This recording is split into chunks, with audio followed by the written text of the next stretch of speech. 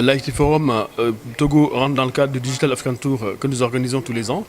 Et donc le Digital African Tour, c'est plusieurs étapes en Afrique, dont le Togo, le Sénégal, la Côte d'Ivoire, le Maroc, la Tunisie, etc. Et donc chacun des pays, nous abordons des thèmes différents. Et donc là, aujourd'hui, nous avons abordé le thème de la cybersécurité, qui est un problème majeur pour les pays de la sous-région, notamment pour le Togo. Je suis très satisfait de cette troisième édition de l'IT Forum Togo.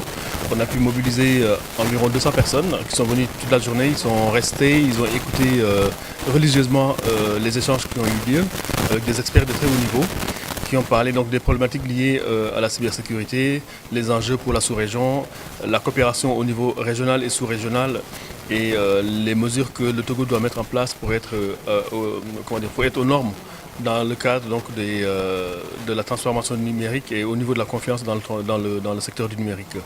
Également, nous avons eu un panel très intéressant sur le thème de la formation et il en sort qu'il est devenu nécessaire de mettre en place des cadres de concertation entre le monde académique et le monde de l'entreprise pour pouvoir connaître davantage les besoins des entreprises afin de fournir en termes de formation des personnes adaptées et qui puissent répondre à ces besoins.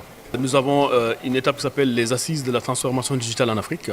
C'est quelque chose que nous organisons depuis plusieurs années en France.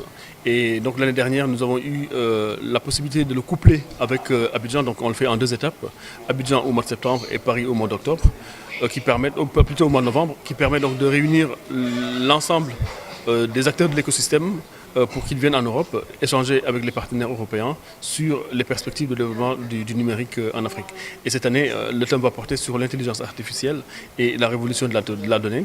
Comment cela va impacter le continent africain et quelles sont les mesures qu'il faut prendre en compte pour que l'intelligence artificielle et la transformation de la data participent à l'atteinte des objectifs du développement durable.